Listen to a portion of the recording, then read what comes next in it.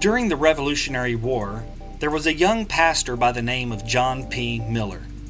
Pastor Miller was loved by the entire community, except for one man who swore to be his enemy and tried to ruin his ministry time and time again. When Pastor Miller heard that this man was to be executed for his war crimes, he immediately set off on foot 60 miles to beg for the pardon of this man. He reached General Washington and asked for pardon for this man.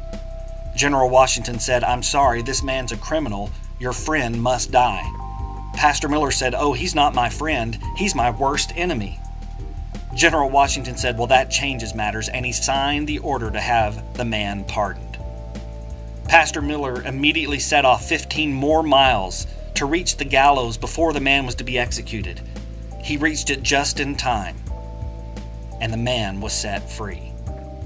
We're not sure if those two men ever became friends, but when Pastor Miller made that kind of effort to set his enemy free, he proved that he was the real free man.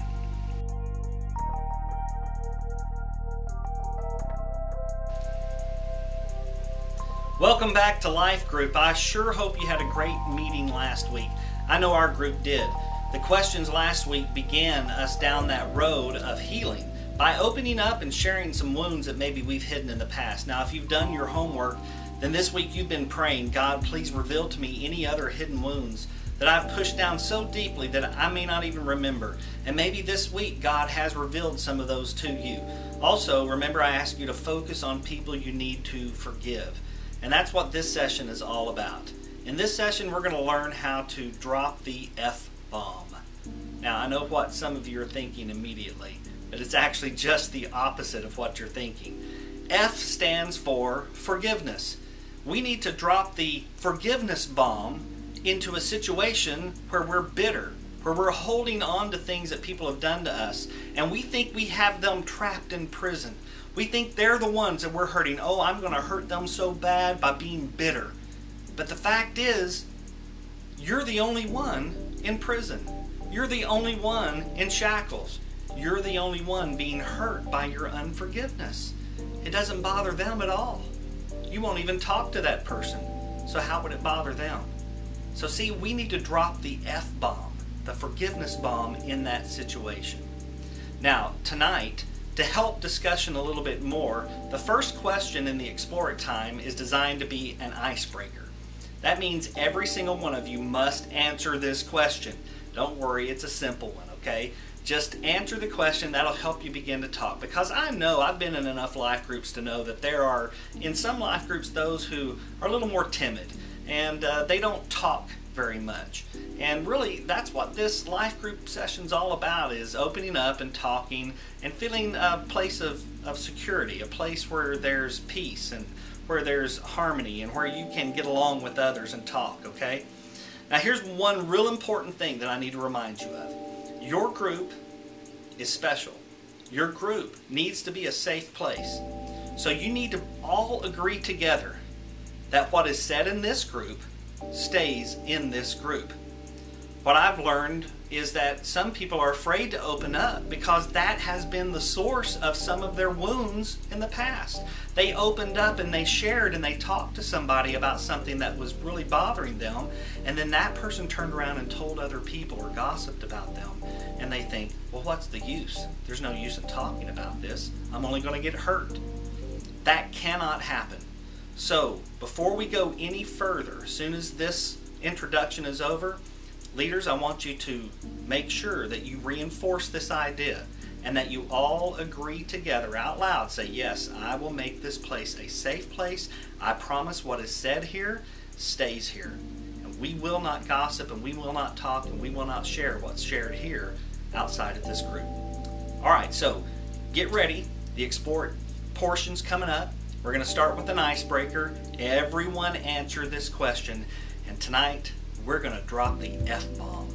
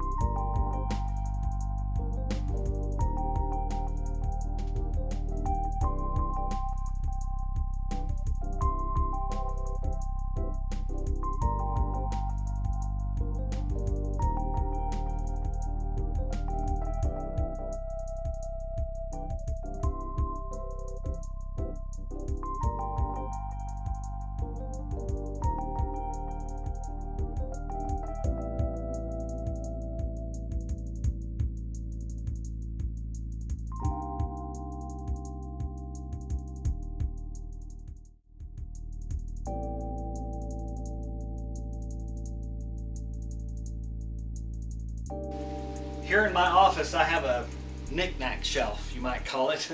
It's full of a lot of different things that I've collected over the years. Some of these things are things that I've bought or that people have given me. Other things that really are pretty worthless to other people, but really valuable to me.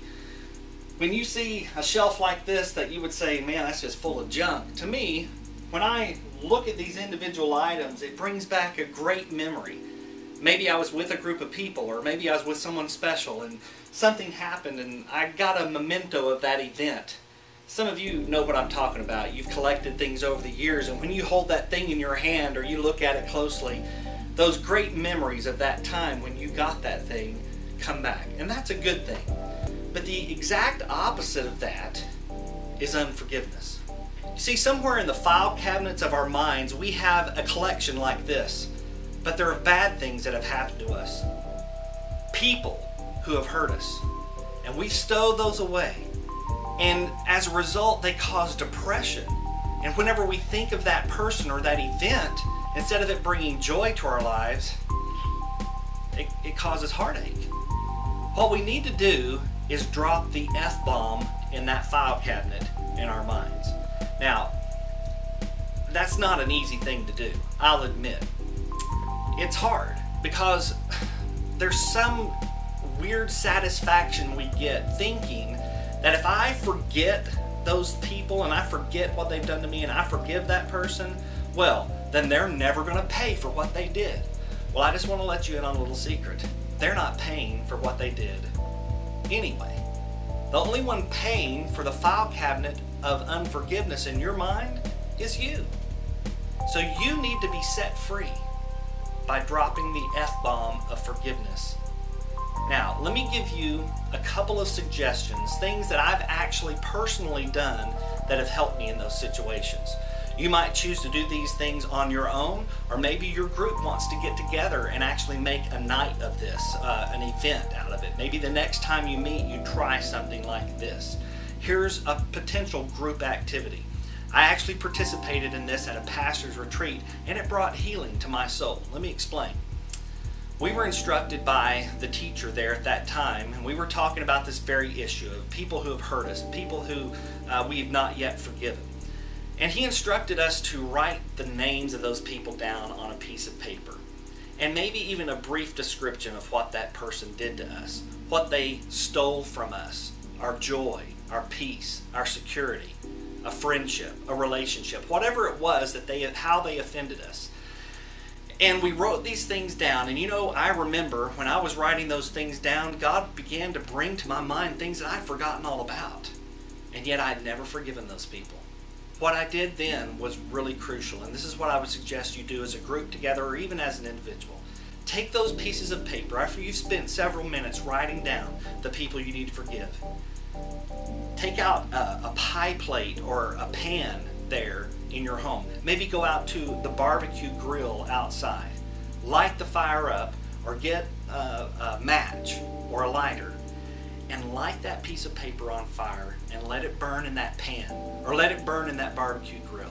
And everyone in that group will stand around and watch individually as each paper is being burned. And then that group can pray for that person as the paper is being burned so that they can forgive those people. I tell you what, when it happened to me, when I wrote those names down and I saw that paper go up in flames, I really don't know how to explain it. And I know some of you probably think I'm crazy, but it felt like a 100-pound weight was lifted off of my soul. And as I watched those ashes begin to blow away into the wind, it really was a release. And I've truly forgiven those people. And it's caused me a lot of joy to return into my life. So you might try something like that. Or on your own, you might get in a quiet place. Set up a chair sitting directly in front of you. And in your mind's eye, place the person or people who have hurt you in that chair one by one. And in your mind's eye, look them in the eye and tell them, I forgive you. Even though you're not asking for forgiveness, even though you may not even understand how you've hurt me and how deeply, I still forgive you. I release you. And I will no longer allow you to steal my joy. That's a very healing thing too. I've actually done that myself with people in the past that have hurt me, people that I no longer have contact with, people who are no longer even here on this earth. I've released them. And it is such an awesome feeling to finally be free from that. So there's some application, there's some things you might try. And instead of filing away all the junk, drop the F-bomb on the situation. Forgive them. And just see God restore the peace that you're so desperately needing.